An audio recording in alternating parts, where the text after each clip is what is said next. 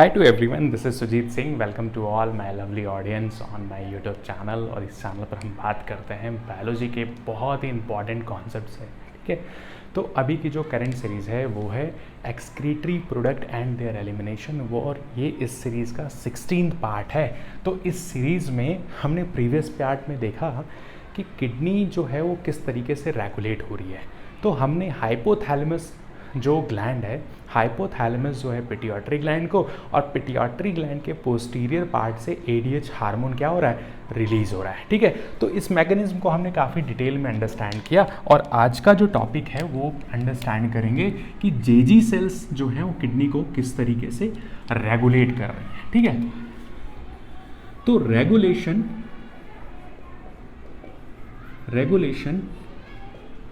Of kidney by Jazzy sales. ठीक है, अब देखो होता क्या है, इसी को आप बोलते हो, यहीं पर आप अंडरस्टैंड कर लो, रैस सिस्टम को, इसी को भी हम बोलते हैं रेनिन एंजियोटेंसिन एल्डोस्टेरोन सिस्टम। इसी चीज़ को हम अंडरस्टैंड करेंगे। ठीक है, अब देखो एक कंडीशन देखना यहाँ पर, सपोज आपके सामने एक कंडीशन क्रिएट हो रही है जिसमें अगर हम बात करते हैं कि किसी पर्सन का ब्लड वॉल्यूम कम है। ठीक है, तो जब ब्लड वॉल्यूम कम होगा तो उस पर्सन के ब्लड का प्रेशर भी क्या होगा, कम होगा। जब ब्लड का प्रेशर कम होगा तो जीएफआर भी कम होगा। ठीक है, अब इसके अलावा कुछ और भी पॉइंट्स हैं, बस आप इतना याद रखो कि जब इस तरह की कंडीशन होगी, इस तरह की जब कंडीशन होगी तो ये कंडीशन जो है वो स्टिमुलेट करेगा द जेजी सेल्स। अब जेजी सेल्स क्या करेगा, ये रिलीज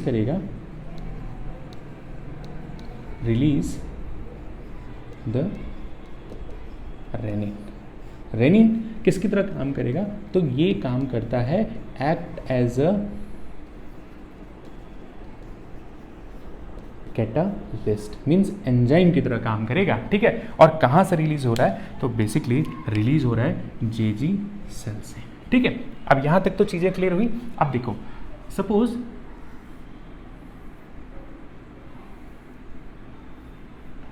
ये क्या है, पर्सन का, ह्यूमन बॉडी का लीवर है। ठीक है, largest gland of the body. अब ये क्या रिलीज करेगा, ये रिलीज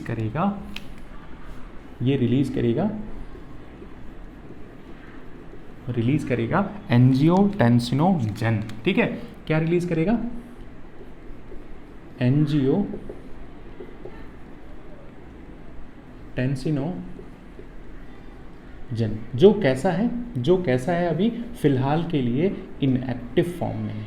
कैसा है, फिलहाल के लिए इनएक्टिव फॉर्म में है। ठीक है, तो लीवर से क्या रिलीज हो रहा है, एंजियोटेंसिनोजन रिलीज हो रहा है, और इस एंजियोटेंसिनोजन को बेसिकली एंजियोटेंसिन फर्स्ट में कौन कन्वर्ट करेगा, यही रेनिन है। और रेनिन कहाँ से जनरेट हो रहा है, जेजी सेल से। जेजी सेल क्या है, किडनी की ही एक तरह की सेल्स हैं। ठीक है, तो एंजियोटेंसिनोजन जो है वो एंजियोटेंसिन फर्स्ट में कन्वर्ट हो जा रहा है, और इसको कन्वर्ट कौन कर रहा है, तो ये कन्वर्ट हो रहा है बाई रेनिन। इसीलिए तो हमने बोला कि रेनिन किसकी तरह काम कर रहा है, एक्ट एज अ कैटालिस्ट की तरह काम कर रहा है। तो एंजियोटेंसिनोजन जो लीवर से रिलीज हो रहा है वो इनएक्टिव फॉर्म में था। इस इनएक्टिव फॉर्म को रेनिन जो है वो एंजियोटेंसिन फर्स्ट में कन्वर्ट कर दे रहा है, और एंजियोटेंसिन फर्स्ट जो है वो एंजियोटेंसिन सेकंड में कन्वर्ट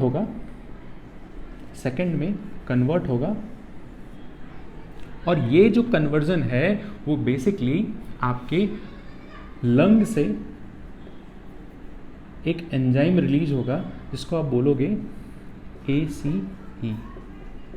ठीक है, तो ACE जो है वो एंजियोटेंसिन फर्स्ट को एंजियोटेंसिन सेकंड में कन्वर्ट करेगा, और एंजियोटेंसिन सेकंड जो है act as a vasoconstrictor. ठीक है, और ये वेसो कॉन्ट्रैक्टर जो है मीन्स ये ब्लड वेसल के डायमीटर को क्या कर देगा, ब्लड वेसल के डायमीटर को क्या कर देगा, डिक्रीज कर देगा। और जैसे ही ये ब्लड वेसल के डायमीटर को डिक्रीज करेगा, यहाँ पर आप देखोगे कि ब्लड का प्रेशर जो है वो क्या हो जाएगा, इंक्रीज हो जाएगा। जब ब्लड का प्रेशर इंक्रीज होगा तो यहाँ पर GFR भी क्या होगा, ज़्यादा बनने लगेगा। ठीक है, तो इस तरीके से एंजियोटेंसिनोजन जो है वो रेनिन की हेल्प से एंजियोटेंसिन फर्स्ट में कन्वर्ट होगा, और एंजियोटेंसिन फर्स्ट जो है एंजियोटेंसिन सेकंड में कन्वर्ट होगा। और ये जो रेगुलेशन हो रहा है ये किसके थ्रू हो रहा है, बाई JG सेल। ठीक है, तो यहाँ पर आपने ये अंडरस्टैंड किया कि किडनी जो है वो तो एक रेगुलेट हो रही है आपके हाइपोथैलेमस, और दूसरा जो रेगुलेशन हो रहा है किडनी इटसेल्फ मीन्स किडनी में ही आपके JG सेल है, जिसको आप बोलते हो जस्टा ग्लोमेरुलस एपरेटस, और जस्टा ग्लोमेरुलस एपरेटस के अंदर ही JG सेल्स प्रेजेंट होते हैं, और वो सेल्स जो हैं रेनिन एंजाइम को रिलीज करने में हेल्प करते हैं। और रेनिन एंजाइम जो है एंजियोटेंसिनोजन को एंजियोटेंसिन फर्स्ट में, और एंजियोटेंसिन फर्स्ट जो है एंजियोटेंसिन सेकंड में कन्वर्ट होता है ACE enzyme means angiotensinogen converting enzyme. इसका नाम क्या है, एंजियोटेंसिन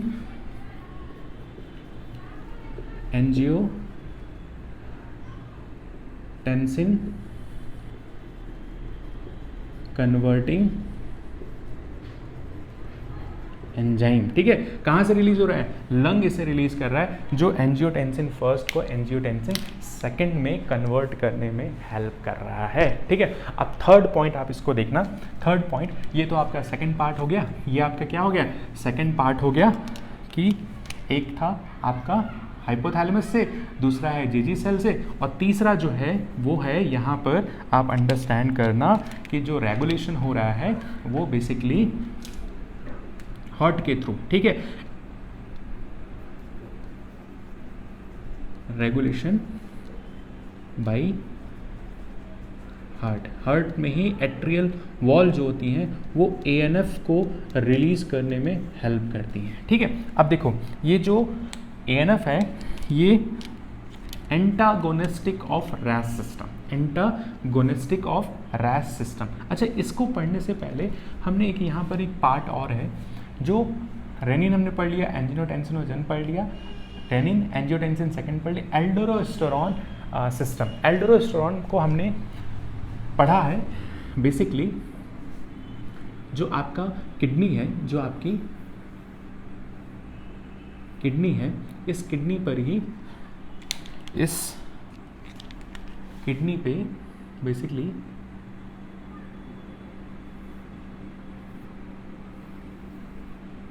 ये क्या है, आपकी राइट और लेफ्ट किडनी है, और इसी किडनी के अपर पार्ट पर आपकी क्या प्रेजेंट है, एड्रिनल ग्लैंड। तो ये क्या है,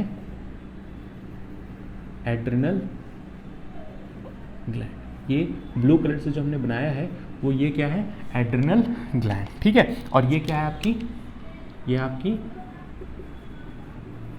किडनी, ये आपकी क्या है, किडनी, और ये क्या है, यूरेटर। ठीक है, अब देखो एड्रिनल ग्लैंड में एड्रिनल कॉर्टेक्स जो है, अगर हम बात करते हैं एड्रिनल ग्लैंड, और इसमें एड्रिनल ग्लैंड के दो पार्ट्स हैं, एड्रिनल मेडुला और एड्रिनल कॉर्टेक्स। एड्रिनल कॉर्टेक्स ये क्या रिलीज कर रहे हैं, तो ये रिलीज करेंगे एल्डोस्टेरोन, और ये बेसिकली सोडियम प्लस वाटर जो है वो इंक्रीज कर देते हैं। तो एल्डोस्टेरोन जो हार्मोन है वो बेसिकली सोडियम और वाटर के एब्जॉर्प्शन को इंक्रीज कर देंगे। जब ये एड ऑन हो जाएगा, ऐड इनटू द ब्लड, तो जब ब्लड में ये दोनों सोडियम और वाटर ऐड होंगे तो ब्लड का वॉल्यूम क्या हो जाएगा, वो इंक्रीज हो जाएगा।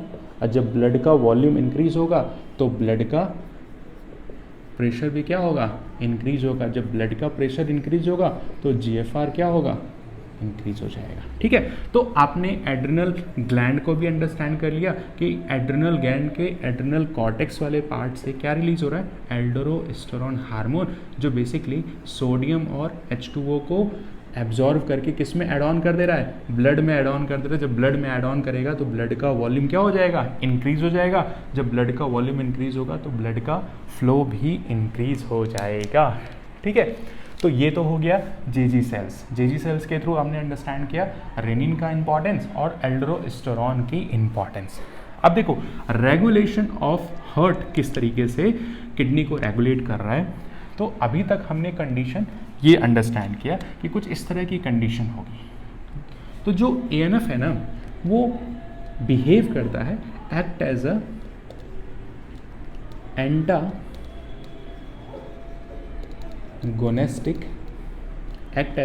Antagonistic of RAS system.